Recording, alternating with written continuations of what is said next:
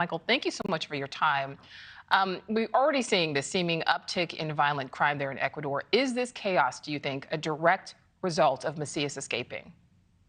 I think what we're seeing here is what I call the criminal metamorphosis from a narco-trafficking group to a narco-terrorist threat that can directly challenge the capability of the state. So definitely the escape of Jose Matias, also known as Fito, represents a direct threat to the ability of the state to manage its criminal activity. And Michael, how dangerous would you say he is? How dangerous is Fito?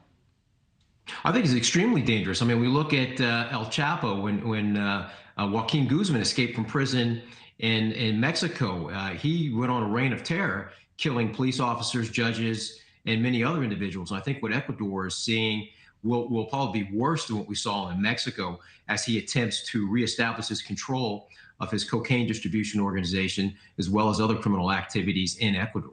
All right, and based on everything you know, I mean, how does one escape a maximum security prison? Did he likely have some help?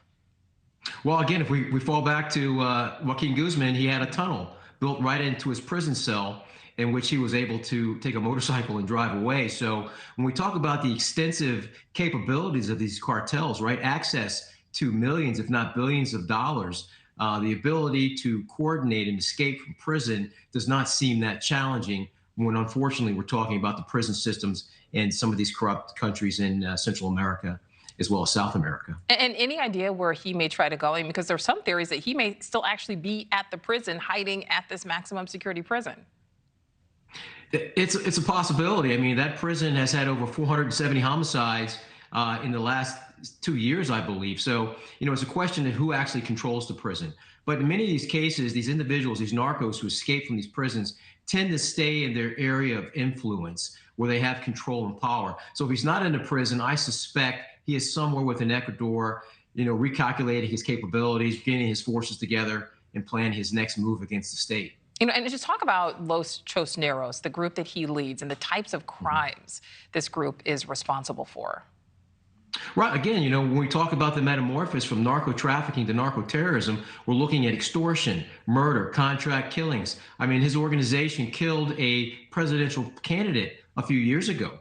So when we look at, when we talk about terrorist activity, we think of Al-Qaeda, we think of Hamas and other distinguished terrorist groups. What we're seeing from the new narco traffickers, and we've been seeing this in Mexico for many years from the Sinaloa cartel, is the expansion, the evolution of these groups. As they grow bigger, they need to acquire more control of the state. That brings a conflict in which they now use terrorist tactics to expand their authority and power. Absolutely. Do you think, number one, Macias will be found, and do you think he'll be found alive?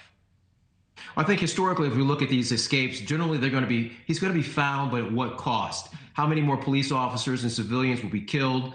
Bombs will go off. There will be a level of chaos before he is brought to justice. But unfortunately, this is the script that we have seen throughout Central and South America. All right, great to speak with you. Michael Brown, thank you. Thank you for watching. Go to newsnationnow.com to find News Nation on your television provider. And don't forget to click the red subscribe button below to get more of News Nation's fact-driven, unbiased coverage.